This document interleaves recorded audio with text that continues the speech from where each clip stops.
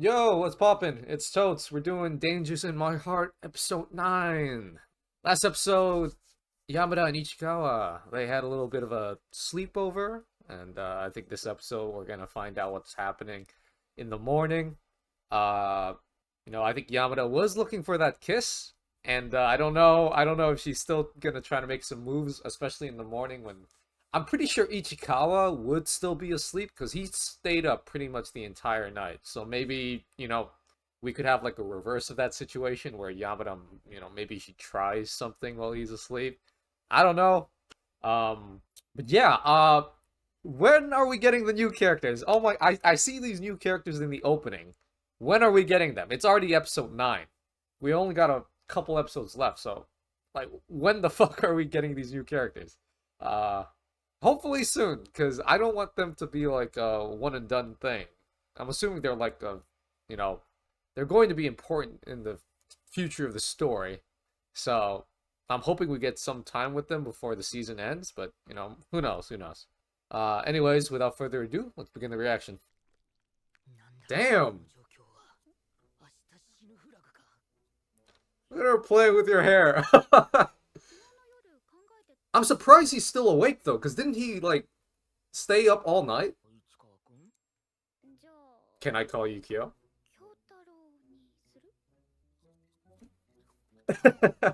Give her an answer! A sign I'll die today?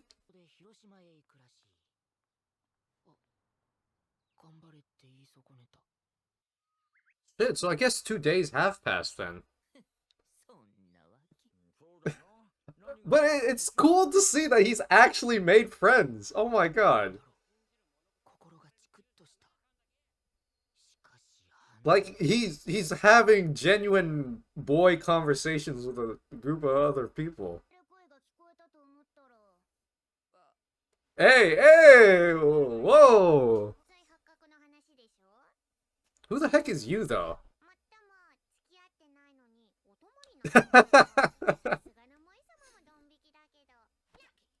What does she know? What does she know?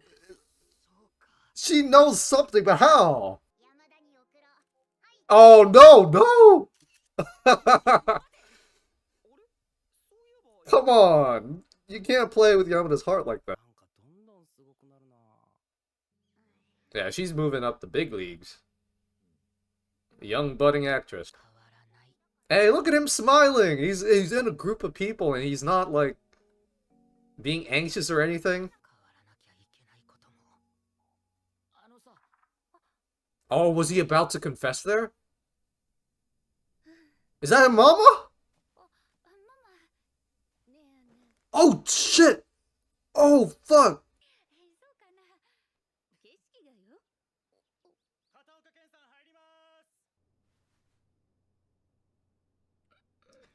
Come on, my boy. Yep, just give her a message. You'll be fine. Okay. Okay, you trying to play it cool. Okay, I get it. You know.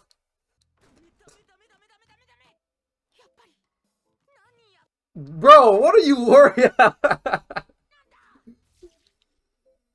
Bro. Bro, do not be worried.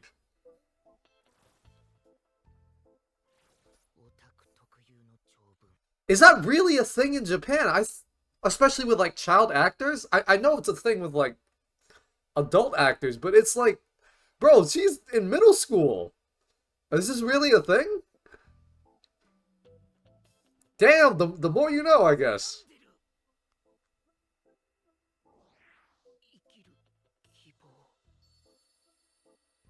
I guess, yeah, I don't know. Being with a public figure is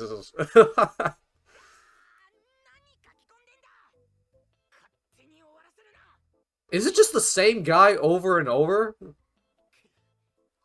Dude, it's got 24 likes, bro. You're fine.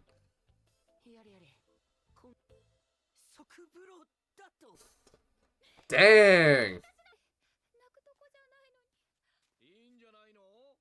Dang, that's a lot of emotion. I feel like that'd be good.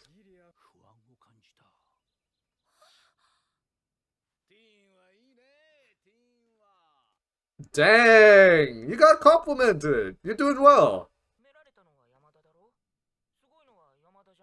Yeah. In that moment, I thought of you. Only for a bit.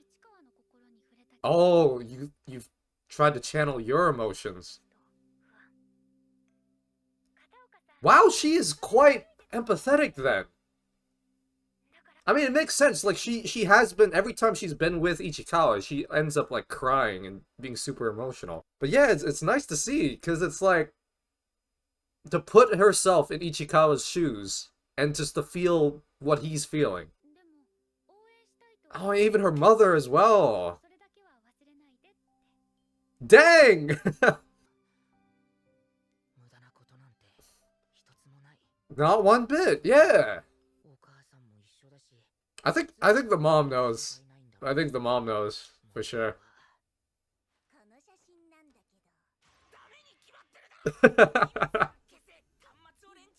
Damn! Oh my god! Wait, is that the sister the entire time? What's going on?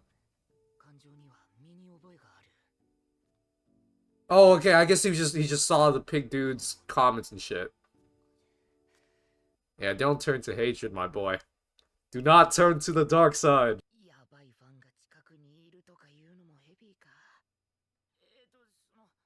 What do you mean? It's too. You should tell her, bro. Tell her. Bro, there is a fan out there. This is a goddamn security risk. I don't know.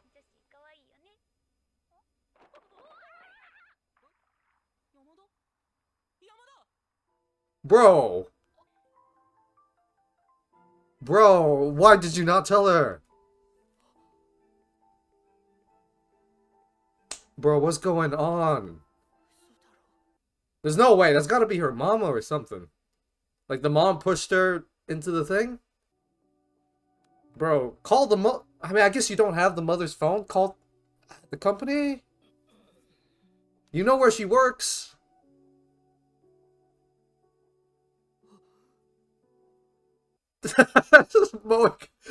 Bro, what's going on? Yeah, you gotta go, bro. Talk to the parents. Talk to the dad. Alright. Alright. Good old Pops.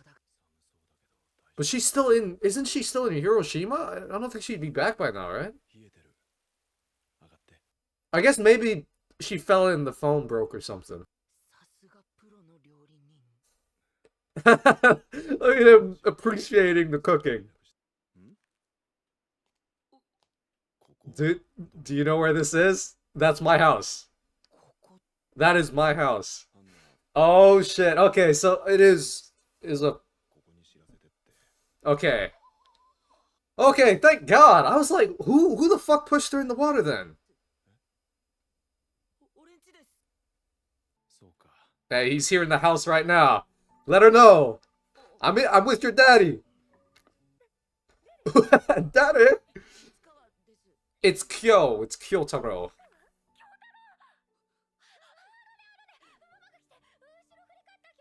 Okay, so okay, it was the mama. Damn. I think she knows, yeah.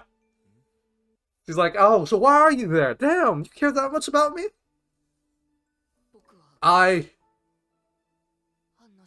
Oh, shit! Damn, they're telling the parents! I'm sure Mama knows already. But Dad? All good, bro. Oh, damn! Hey, get on the Switch sometime. Let's play some Mario Kart. How? Is Pigman one of his friends? How the fuck did he find out? Oh my god, is this the new character then? Is it one of the girls in the opening? That's the girl from yeah, the shooting. The Russian one. Yeah, I don't know why Russians always got white hair in anime, bro. That shit make no sense. Oh, damn. Shooting in on their date. Oh my god, so that is him. God damn! Dang! We got a stalker lesbian! Oh my god. Okay. So not a new character.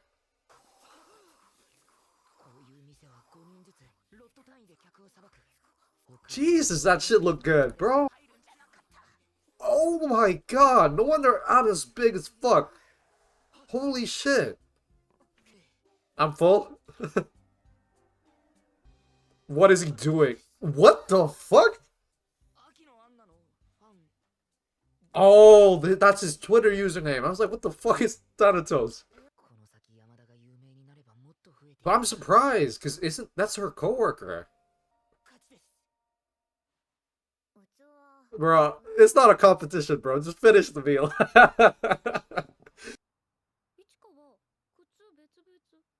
Dang, you got mismatched shoes? What's going on?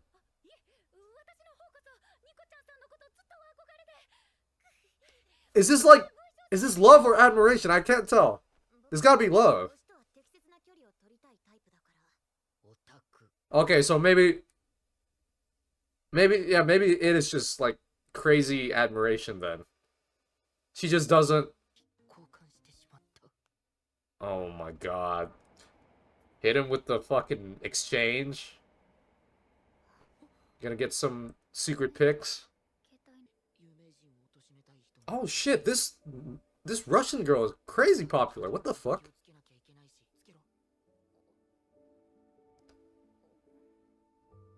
Hey, but how about we keep it in private then, right? We don't need to do it in public. We can keep it in private.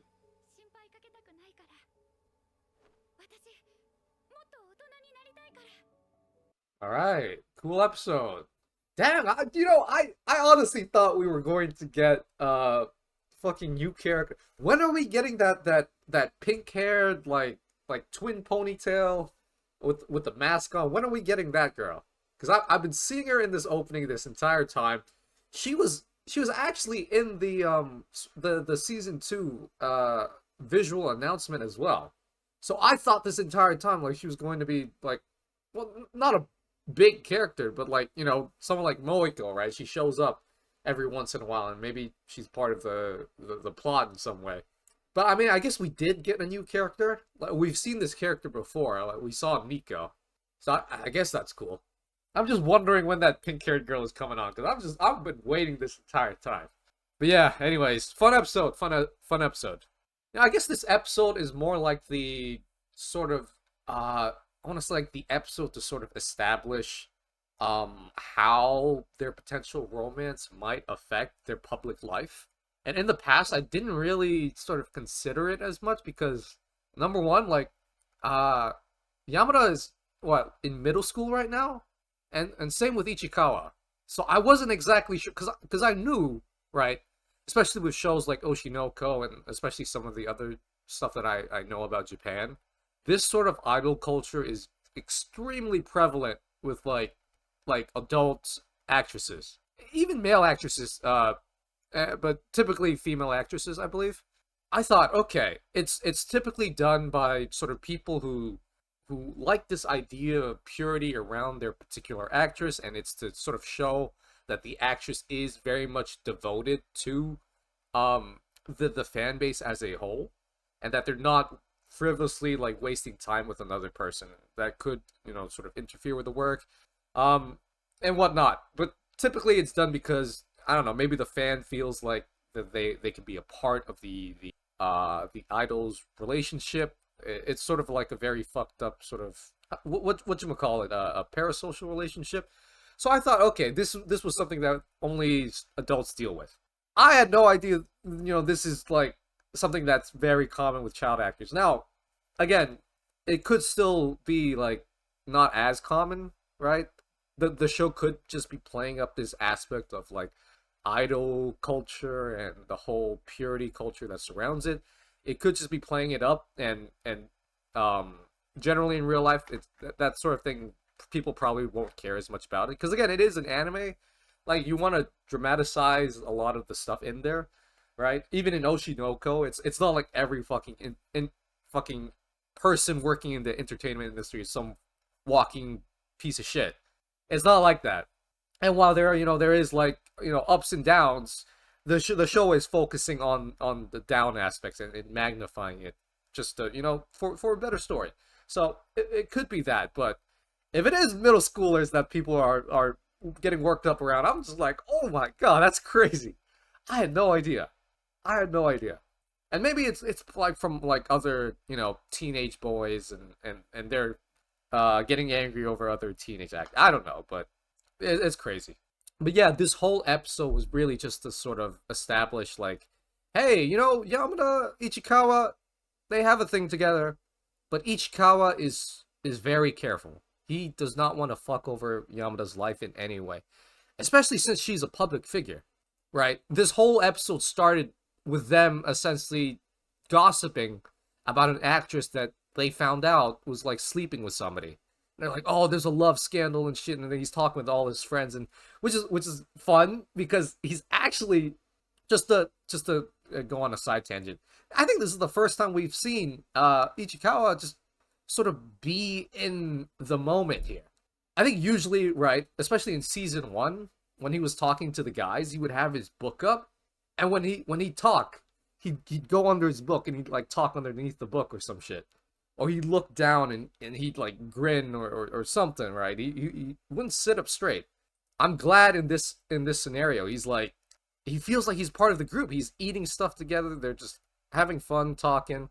Moeko comes by him and talks about, hey, damn, they should be free to kiss. They should be free to stay over, but only if they're dating. And then she punches Ichikawa. Almost as if like she knows something. Like, what the fuck do you know, Moeko? Like, how'd you figure this out? Like, maybe Yamada told her or something, but I don't know. But yeah, anyways, it's nice to see that this whole like episode started out with them gossiping about other actors and shit, and then the rest of the friends are just like talking about Yamada and her being in the professional light and how she's moving up in sort of the acting world and she's doing good things and big things. And then I think this is really where like sort of that insecurity that Ichikawa has, where he sort of feels like he's still a kid compared to Yamada. I think that's where it probably stems from, because Yamada's doing great things. She's pretty much a child prodigy actor, bro. She's doing great things. She's moving up in the world, and Ichikawa just does not want to mess this up for her. He does not want to mess this up for her. So he goes, he's like, he's thinking about it. He goes onto Instagram or whatever. He's checking through the comments, and he realizes, oh shit, people are very observant. They're taking note of the fact that her surroundings have changed, and she doesn't take pictures in the places she usually does. And he's like, oh fuck, does she have a boyfriend now? What is with all these changes? And that's when he starts freaking out. He goes and he finds a dude, Pigman or Fat Man or whatever, and he starts stalking the guy, and the guy has some crazy secret information about Yamada or whatever. And he starts to freak out. He starts to like sort of overcompensate and shit. And he tries to, I don't want to say like push back against the relationship, because I don't think that's what he's doing. I think what he wants to do is set sort of expectations around how Yamada and him sort of interact in the public space. Because I think that's what he's doing. I think genuinely he does still want to be, he still wants to be intimate with Yamada. He just doesn't want photos and he wants to limit PDA, And Yamada, because she is Yamada and because her family as a whole is very touchy-feely and they don't really consider personal space as much, she doesn't understand that as much, and as a result she could get in a lot of trouble. Because I remember like Yamada's dad, like he's all up in Ichikawa as well, and they're just by each other and he doesn't have room to move and shit. So, and then we had like a damn scare. A scare. I wasn't exactly sure. Because I knew like 60% certain that nothing was gonna happen. But there's a 40% part of me where I was like, oh shit, Yamada, as she was calling Ichikawa, some figure showed up behind her and pushed her into the water.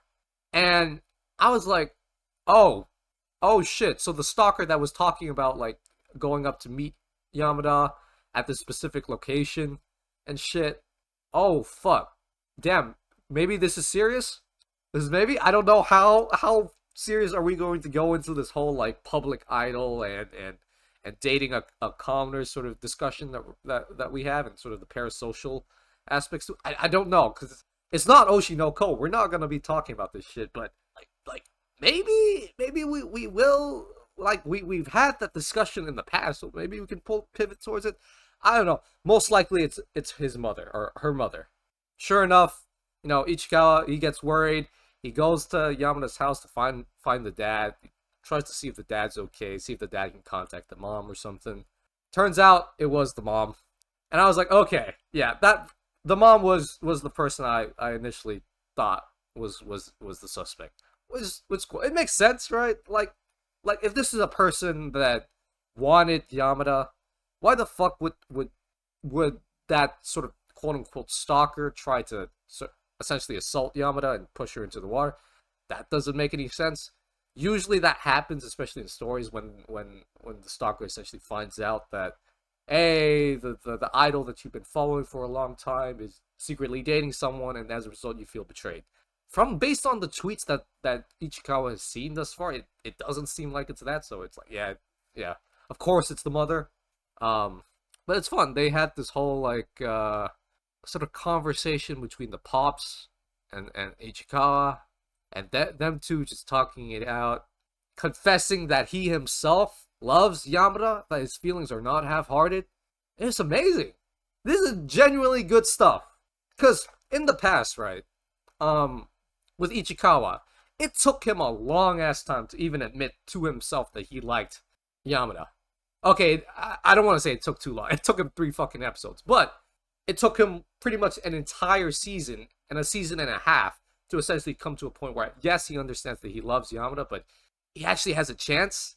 And now that he thinks that to himself, in this episode, not only does he say it to himself that he loves Yamada, he's verbally speaking it out to somebody else.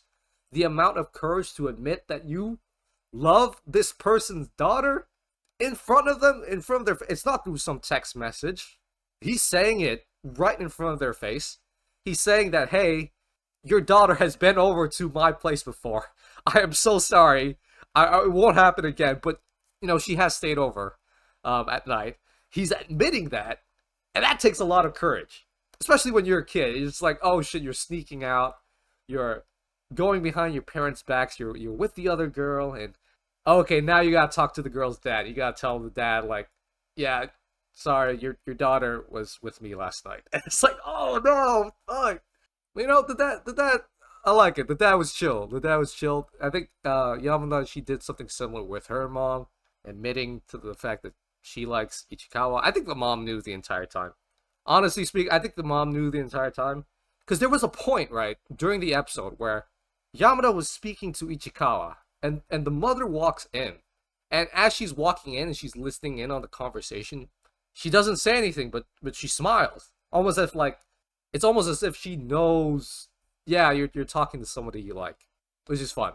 I like the whole part or the whole scene during the acting where Yamada essentially says something along the lines of like, I was able to channel your emotions into my acting.